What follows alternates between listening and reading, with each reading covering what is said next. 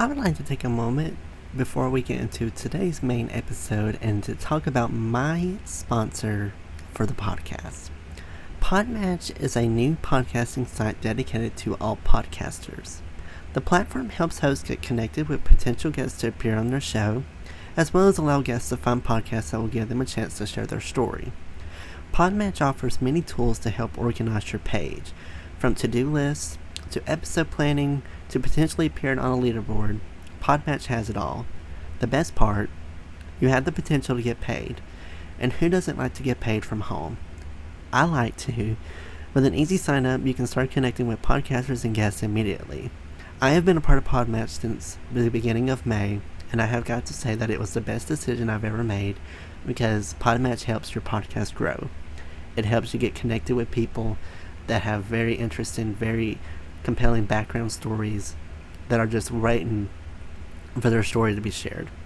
So if you are a host or guest and would like to start building professional relationships, explore more opportunities, and have your story shared, I highly suggest that you sign up with Podmatch today by going to joinpodmatch.com/lethal venom to start expanding your network in seconds. I would like to give another huge thank you to Podmatch for sponsoring this episode. Now on to our main episode, and again, you can sign up at joinpodmatch.com/lethal venom to begin your podcasting journey today.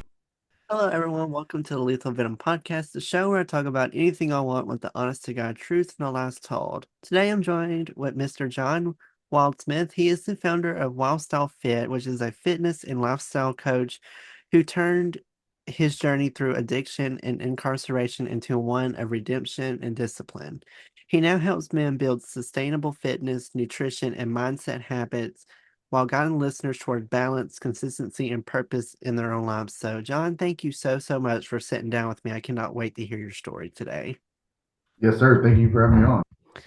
So, just start from the beginning to just share a little bit about how you've kind of gone from how this business came to be and just a little bit about how life was growing up. Yeah, okay. Born in Dallas, Texas, Denton, just north of Dallas.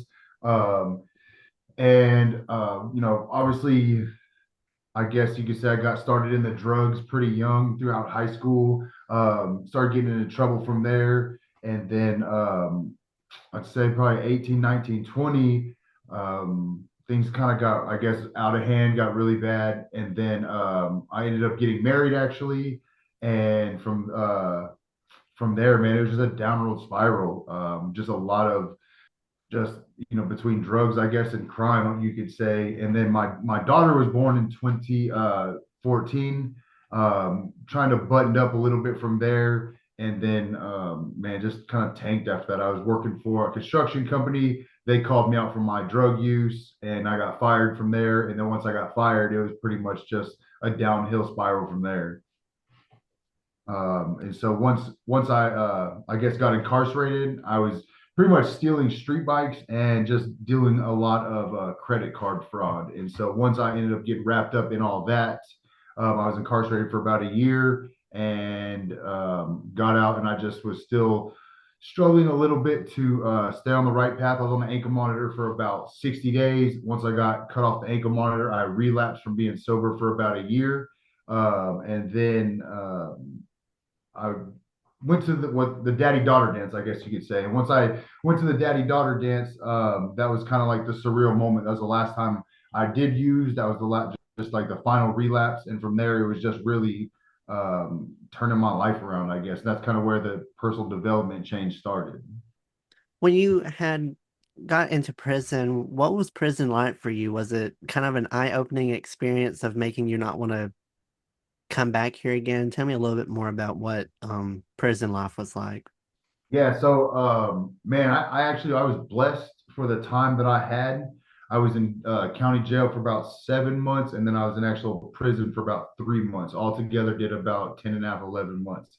But yeah, just the being away from my family and sobering up was probably the biggest eye opener. And just my wife and daughter having to live life without me and not be able to rely on me for anything, but also know I put them in a bad situation. My wife and I got divorced right before I went to prison, so she was just out there doing everything on her own, having to fend for herself as far as just finances and stuff.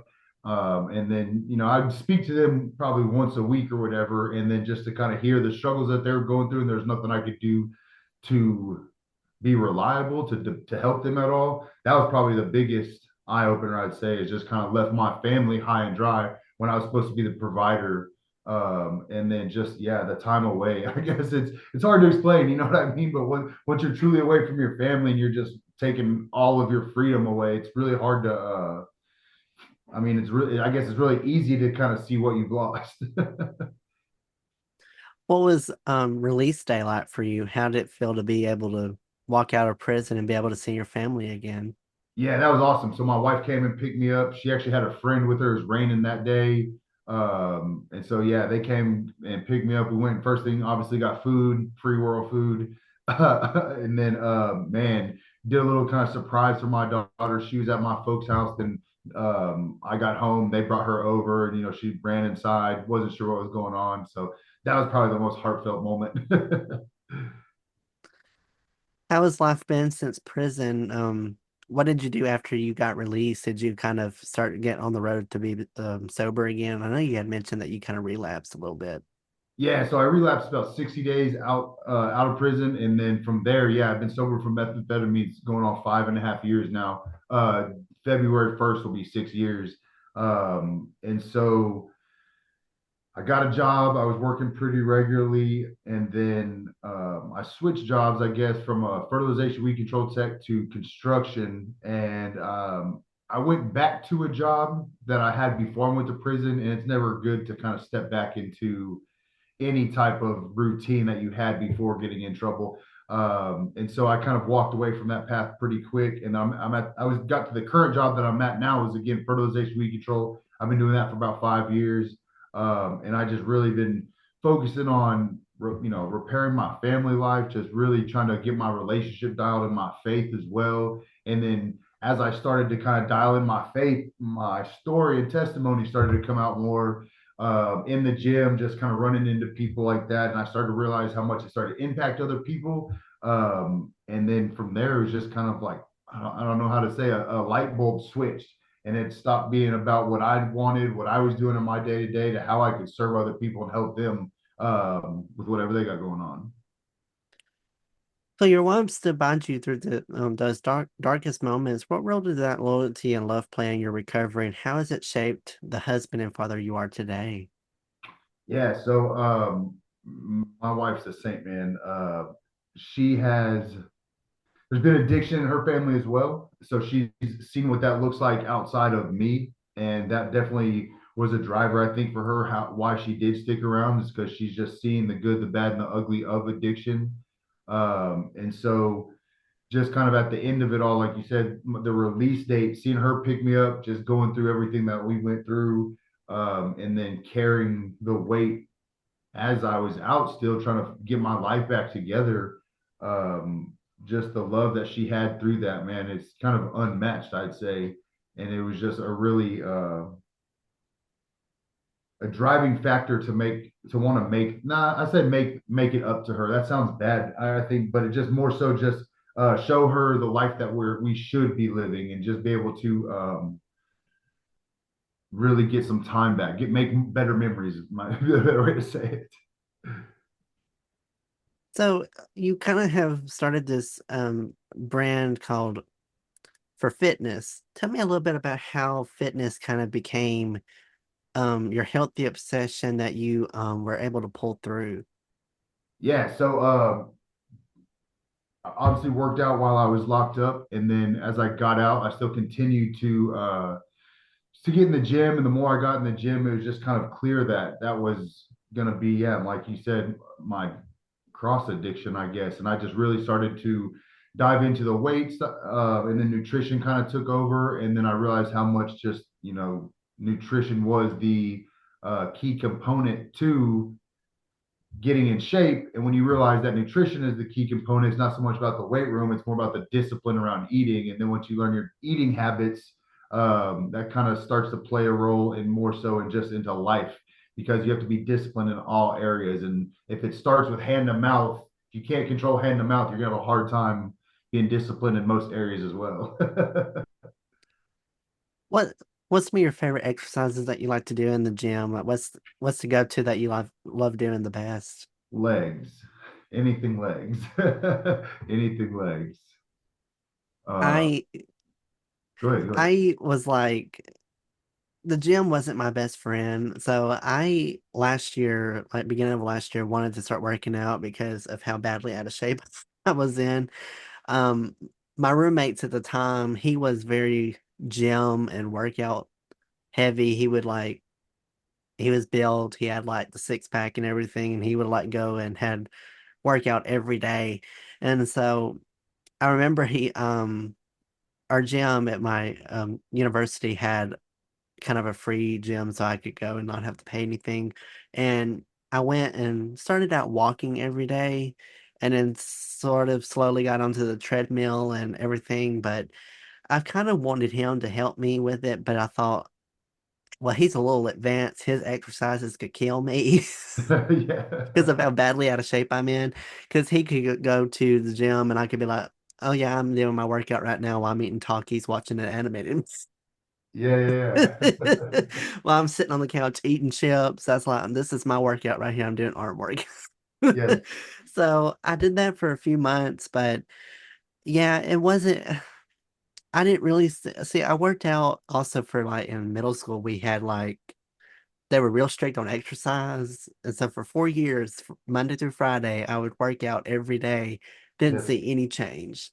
Of like It's the all food. this stuff I went through, everything that I've been through, and I didn't see one change. So Yes. I guess for me, it would have been I was probably better at running back then because now I can run about 2 steps and be like, like it's so bad. Yes. It It's definitely repetition for sure.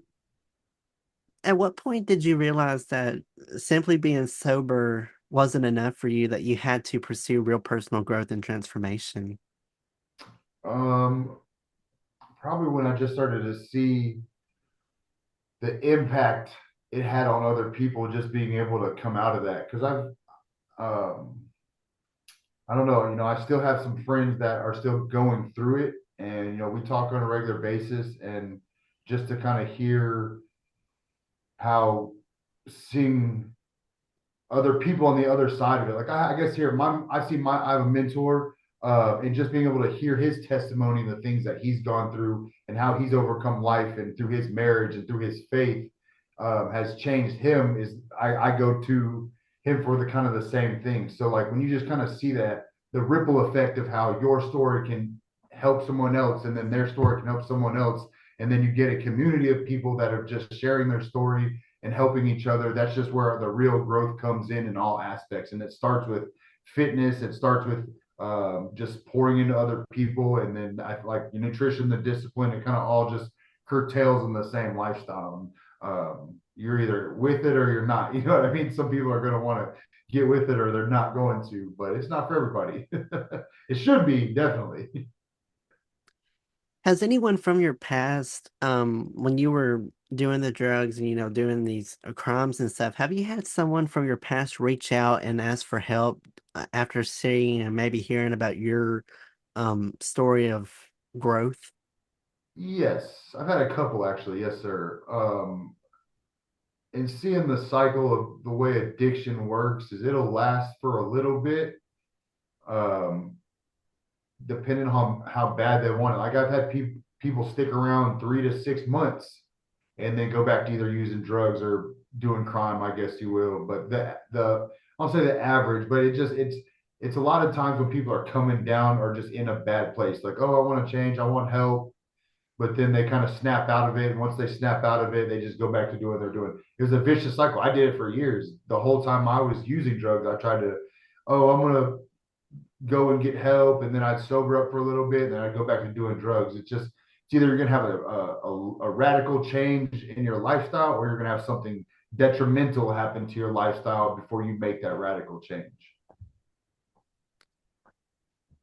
So this program that you have, Wild Style Fit, tell me a little bit about how this program came to be and what what the main mission is for this program.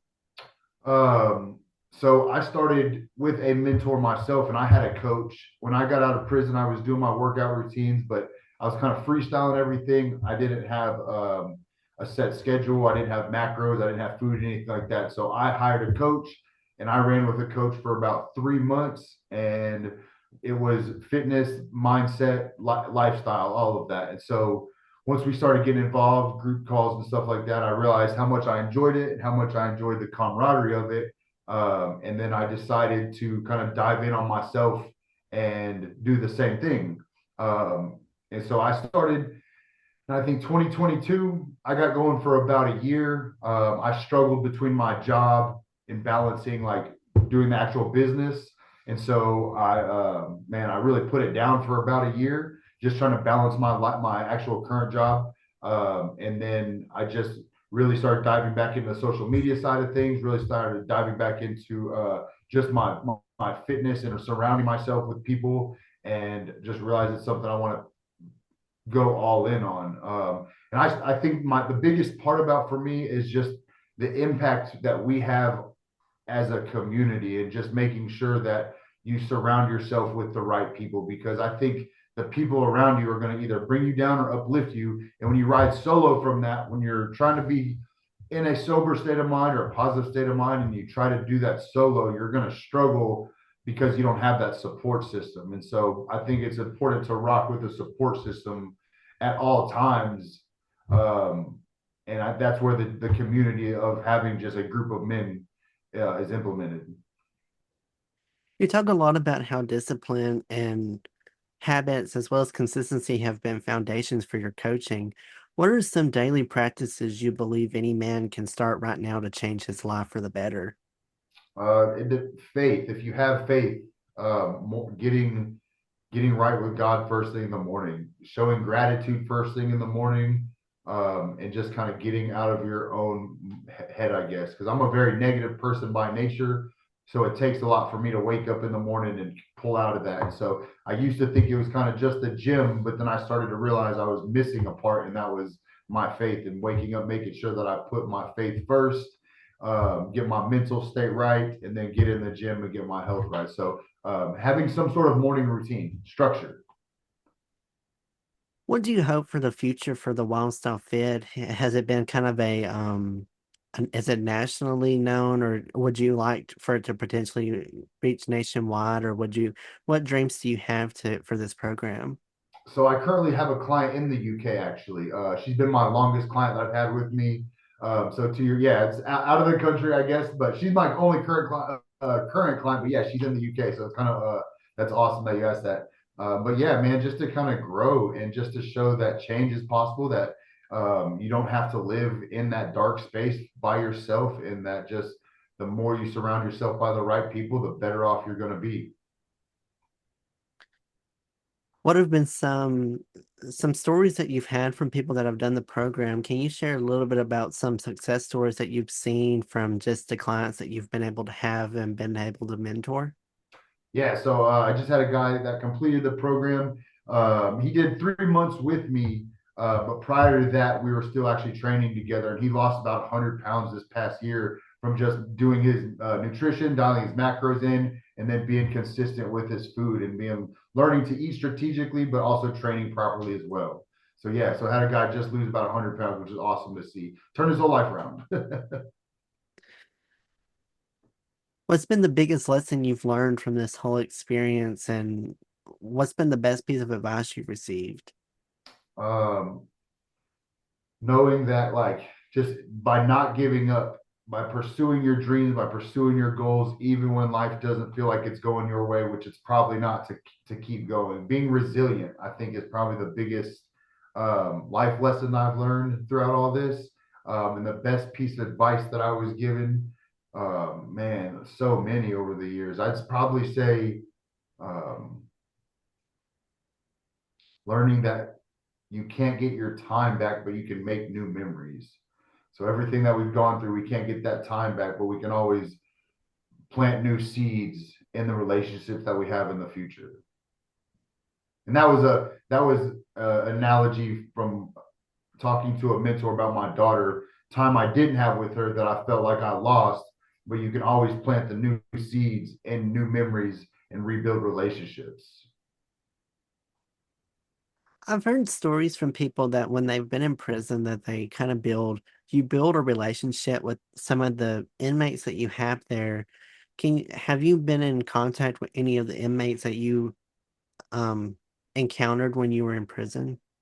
A couple of them, yes, sir. Not it's been a while.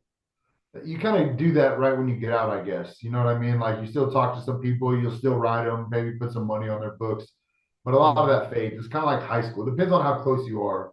Mhm. But it's like high school. You kind of hang out with or talk to people a little bit out of high school. Time goes, and you know what I mean. Yeah, yeah. I have friends that I went to prison with that I still talk to now that are sober as well. Yes.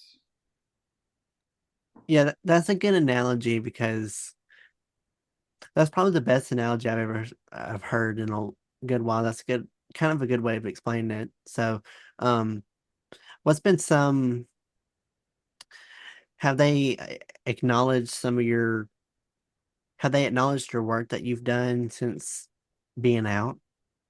Um, I mean, I like to think of it more as mm,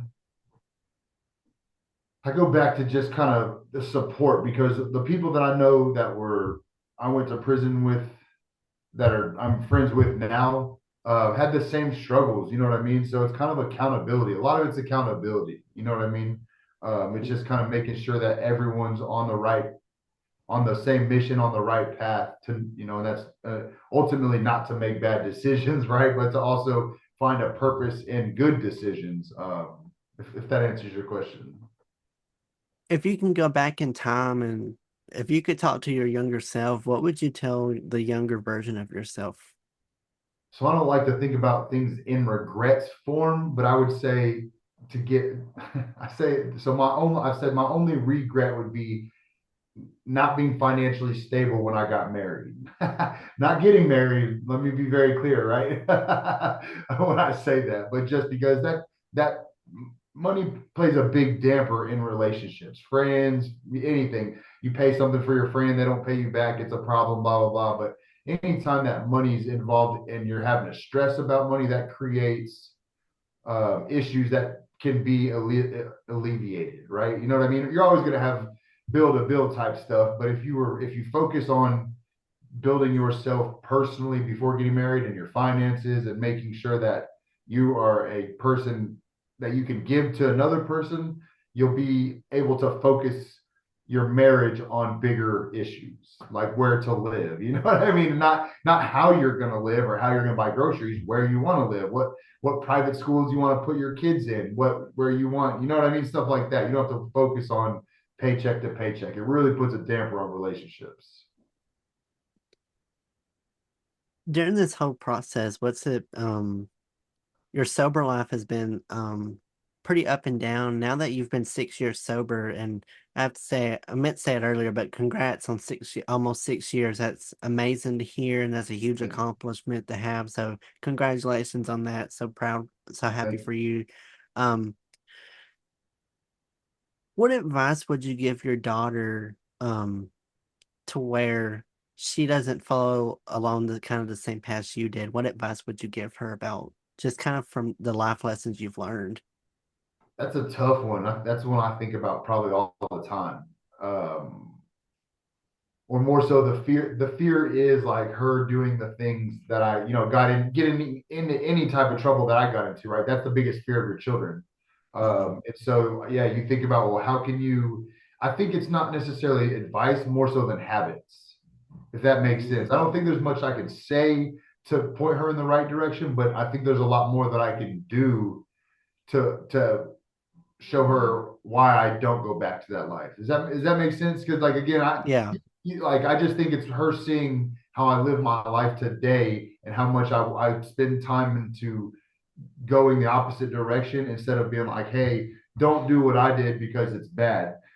Watch what I do because I know how much I can change my life because of it. Yeah, I think it's more of habits than advice.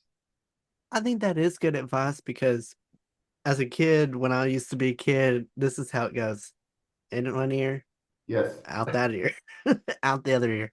And absolutely. you could say it as much as you want to, but I think visually seeing it is more impactful than just hearing it. So, um, I think I think she'll be so proud of how far you've come, and I'm pretty sure everyone in your life is so proud of that. What advice would you give to people if so say someone was listening to this and they are stuck, whether it's from addiction, if they have are going through a very traumatic experience right now, what advice do you have for them if they for them to get unstuck and be able to kind of make better choices in their life and have a better life for the future? Um, Only you can pull yourself out of it, and you have to want to. And then to do that, I'd say you got to have a plan, you got to have goals, you got to have aspirations. But only you can, if it's somebody using drugs, only you can stop doing drugs if you want to. And you got to do it for yourself. And part of it's selfish. A lot of the beginning of personal development can look selfish because you're focusing so much on yourself and fixing yourself. But that's where time management comes in. Personal development, time management. Time management, that's why I get up early and I get my morning process done before like 5 o'clock. I go to the gym. I'm home by the gym by 7. So none of that cuts into my family time. But it's still very self-centered time that I'm focusing on making sure that I'm okay before I present myself to the world. So I would say if someone's trying to get their life right, is focus on your time, make sure that when you're working on yourself, it's in your time and not in the time of your family, because that again will put another damper on your personal development if you're pulling yourself away from your family, having to eat different food from them because you're just being so strict. You want to make sure that you're selfish enough to want to fix yourself to present a better person for them. You're such a huge role model. It's hearing this story is such a huge impact that, someone out there would be that is stuck. You know, I've dealt with mental health stuff, and it gets to the point where you do feel stuck, that where you just think life's over, but there's always a light at the end of the tunnel. You just have to really work hard, and you really have to to make it fight for to go in that direction.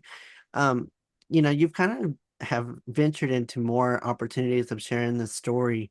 Um, what made you want to maybe, I don't know if it would be like a motivational speaker, but I feel like in this case, it's like you're coming on a podcast and you're talking. So share a little bit about your decision of maybe of why you wanted to kind of come on podcast and share this story. Man, it just I feel like that's my next step. I would like to. My mentor goes into prisons and speaks to the men.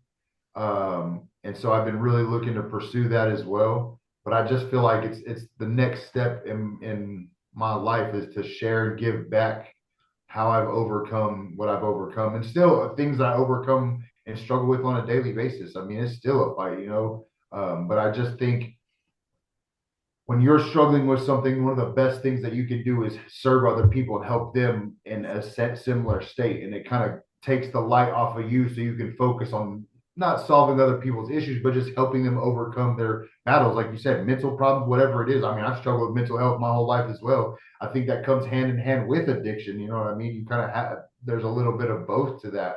And so I just think by the more people that step out there and get uncomfortable to help others, I think more will step out of the dark as well. I mean, I think you see it firsthand. It depends on how you look at social media, right? Because there's so much fake stuff.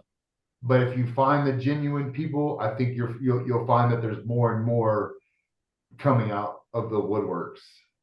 Some people do it for just to do it. I think a lot of people are there to truly inspire other people. And that's how I feel because I've just seen just a small group of friends that I have and just at my work, just kind of how things have really just changed by, opening up and me being transparent.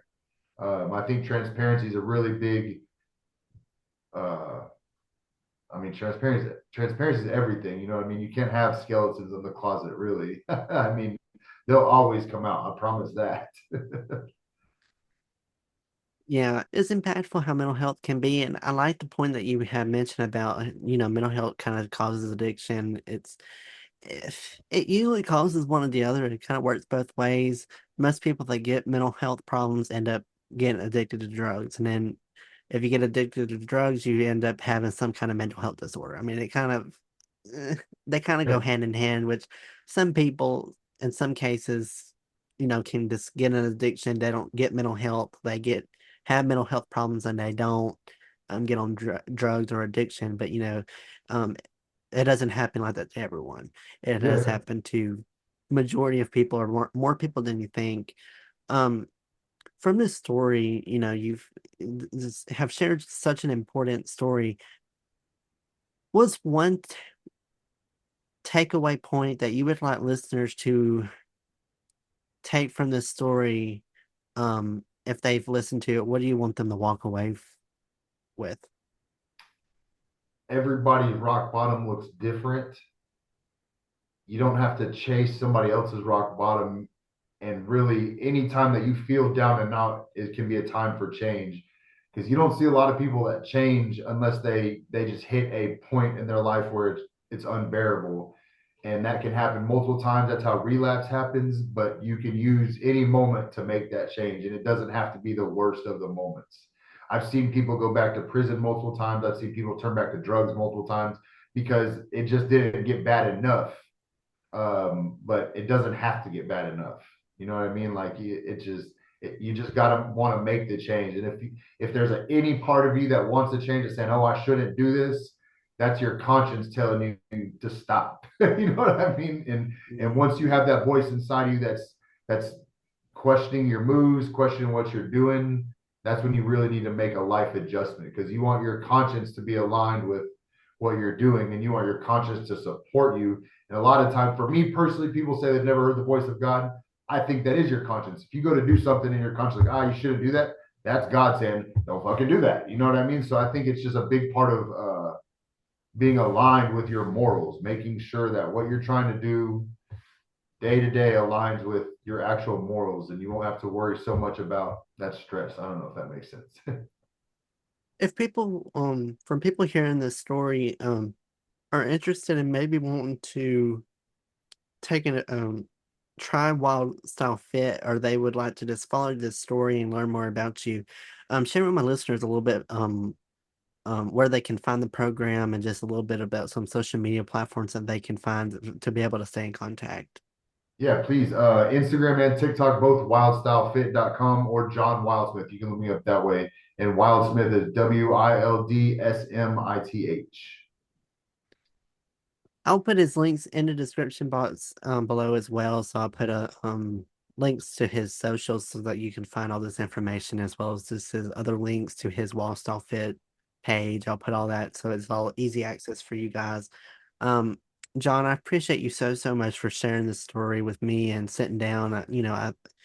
It's stories like this that makes me love doing this podcast, because it's every story that, whether it's from abuse, um sexual assault, mental health stories, they all have a different story, and you learn something new from it every day. So I appreciate you so much on sharing this story. And again, congrats on being almost 6 years sober. That's fantastic. I know this would hit so many people, and that so many people are going to feel inspired from it. So, I appreciate you so much for coming on and sharing this story with me. Yes, sir. No, thank you for your time. As always, you can follow me on social media as well. Instagram, Yeah. TikTok at Lethal Venom Podcast. On Facebook, Twitter, and YouTube, it's Noah's Podcast. So feel free to follow the podcast on the social media pages to keep updates on the social media side. And as always, listen to Lethal Venom wherever you get your podcast from. It's on all the major platforms: Spotify, Apple, Amazon, iHeartRadio, YouTube, Pandora. It's everywhere. So feel free to subscribe so that you can get notified of when new episodes come out. Thank you to all my listeners for tuning in today. Hope y'all have a great rest of your day and week. Be safe, make good decisions, and I'll see you on the next episode of Lethal Venom.